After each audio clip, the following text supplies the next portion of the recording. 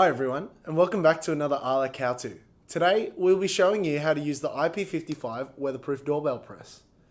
Inside the packaging, you'll find 4 items: a chime unit, a remote, some mounting items, and an instruction manual on the back.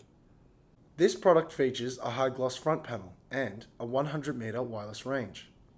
This product also does not require any batteries. Instead, it is a plug-in design that can be inserted into any standard power point in your home. Now, I will show you how to pair one remote to one unit.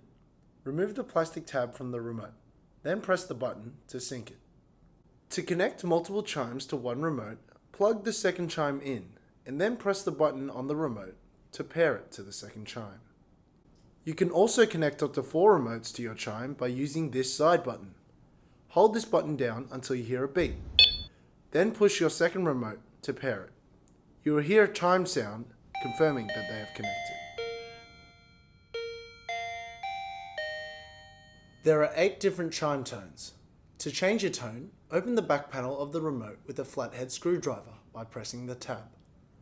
Press the black button to cycle through the tones and stop once you have found your desired chime. You can also mount your remote using double-sided tape or anchors and screws.